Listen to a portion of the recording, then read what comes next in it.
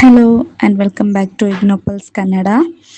ಇಂದಿನ ವಿಡಿಯೋದಲ್ಲಿ IGNOU December 2025 exam result update ಬಗ್ಗೆ ಮಾತನಾಡೋಣ. ಈಗಾಗಲೇ ಹಲವರ ರಿಸಲ್ಟ್ ಅಪ್ಡೇಟ್ ಆಗುತ್ತಿದ್ದು ಇನ್ನು ಕೆಲವರಿಗೆ ಸಂಪೂರ್ಣ ಮಾರ್ಕ್ಸ್ ಕಾಣಿಸುತ್ತಿಲ್ಲ. ಇದಕ್ಕೆ ಟೆನ್ಷನ್ ತೆಗೆದುಕೊಳ್ಳಬೇಕಾಗಿಲ್ಲ.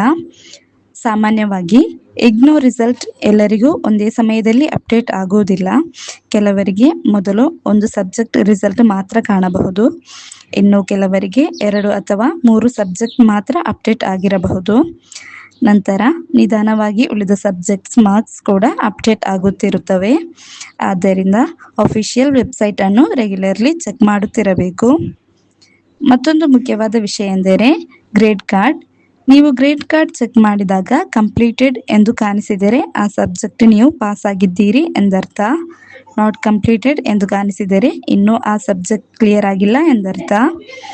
ಪಾಸಿಂಗ್ ಮಾರ್ಕ್ಸ್ ಬಗ್ಗೆ ಮಾತನಾಡೋದಾದರೆ 100 ಮಾರ್ಕ್ಸ್ ಸಬ್ಜೆಕ್ಟ್ ಇದ್ದರೆ ಮಿನಿಮಮ್ 35 ಅಬೌವ್ ಮಾರ್ಕ್ ಇರಬೇಕು. ಅಸೈನ್ಮೆಂಟ್ ಮತ್ತು ಟರ್ಮ್ ಅಂಡ್ ಎಕ್ಸಾಮ್ ಎರಡರಲ್ಲೂ ಪಾಸ್ ಆಗಿರಬೇಕು. 50 ಮಾರ್ಕ್ಸ್ ಸಬ್ಜೆಕ್ಟ್ ಇದ್ದರೆ ಮಿನಿಮಮ್ 18 ಮಾರ್ಕ್ಸ್ ಇರಬೇಕು. ಕೆಲವರಿಗೆ ಅಸೈನ್ಮೆಂಟ್ ಮಾರ್ಕ್ಸ್ ಅಪ್ಡೇಟ್ ಆಗಿರಬಹುದು, ಆದರೆ ಥಿಯರಿ ಮಾರ್ಕ್ಸ್ ಪೆಂಡಿಂಗ್ ಇರಬಹುದು. ಕೆಲವರಿಗೆ ಥಿಯರಿ ಮಾರ್ಕ್ಸ್ ಬಂದಿರಬಹುದು, ಆದರೆ ಅಸೈನ್ಮೆಂಟ್ ಅಪ್ಡೇಟ್ ಆಗಿರದೇ ಇರಬಹುದು. ಇದು ನಾರ್ಮಲ್ ಪ್ರೋಸೆಸ್ ಆಗಿದೆ, ಆದ್ದರಿಂದ ಪ್ಯಾನಿಕ್ ಆಗಬೇಡಿ. ಇನ್ನೊಂದು ಇಂಪಾರ್ಟೆಂಟ್ ವಿಷಯ ಏನೆಂದರೆ ನೀವು ಪಾಸ್ ಆಗಿಲ್ಲ ಅಂದರೆ ಬೇಸರ ಪಡುವ ಅಗತ್ಯವಿಲ್ಲ. ಮೊದಲು ನೀವು ಎಲ್ಲಿ ಮಿಸ್ಟೇಕ್ ಮಾಡಿದ್ದೀರಿ ಅನ್ನೋದನ್ನು ನೋಡಿ. ಪ್ರಿಪರೇಷನ್ ಸರಿಯಾಗಿ ಆಗಿರಲಿಲ್ಲವಾ?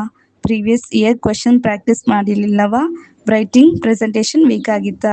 ಟೈಮ್ ಮ್ಯಾನೇಜ್ಮೆಂಟ್ ಇಶ್ಯೂ ಇದೆಯಾ? ಈ ಎಲ್ಲ ವಿಷಯಗಳನ್ನು ಗಮನಿಸಿ ನೆಕ್ಸ್ಟ್ ಎಕ್ಸಾಮ್ಗೆ ಸ್ಟ್ರಾಂಗ್ ಪ್ರಿಪರೇಷನ್ ಮಾಡಿ. ರೆಗ್ಯುಲರ್ಲಿ ಸ್ಟಡಿ ಮಾಡಿ. ಇಂಪಾರ್ಟೆಂಟ್ ಕ್ವೆಶನ್ಸ್ ಪೇಪರ್ಸ್ ಮಾಡಿ. ಅಸೈನ್ಮೆಂಟ್ಸ್ ಪ್ರಾಪರ್ಲಿ ಕಂಪ್ಲೀಟ್ ಮಾಡಿ ಮತ್ತು ಡೈಲಿ ಲಿಟಲ್ ಪ್ರಿಪರೇಷನ್ ಮಾಡುತ್ತಾ ಹೋಗಿ.